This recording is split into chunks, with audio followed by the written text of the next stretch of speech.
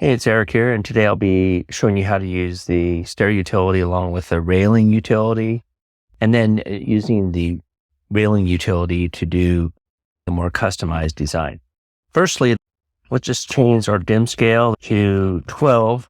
12 is equal to a ½ inch to a foot drawing.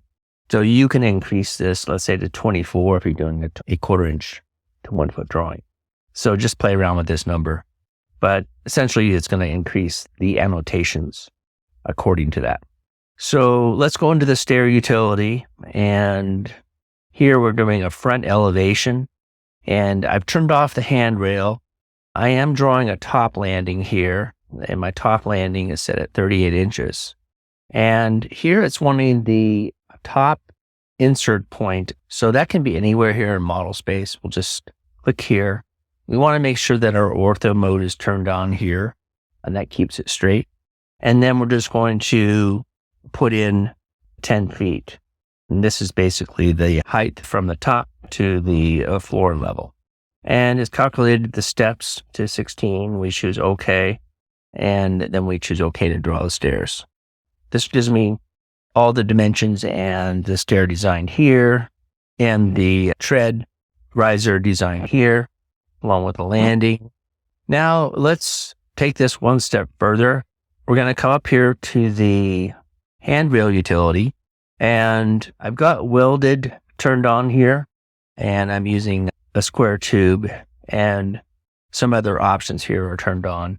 And this is the spacing of the stanchions, and then the height of the top rail to the center, and the number of rails. So let's just change this to 3.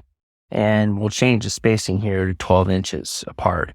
Here I've got my run elevation selected, and I also have this angle mounted welded type here.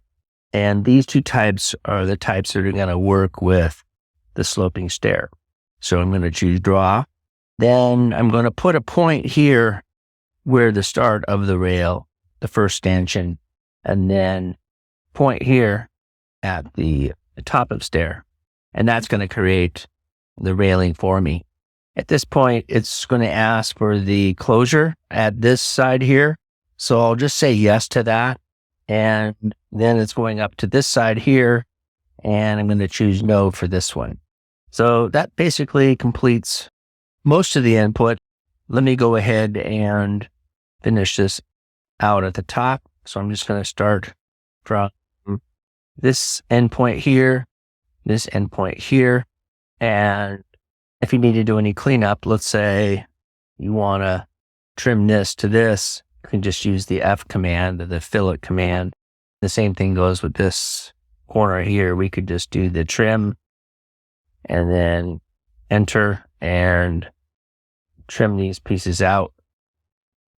Trim this up here. We'll just go ahead and do the TR command again, and we'll trim these pieces here. Hopefully this has been helpful. Feel free to email or call me if you have any questions. Have a great day.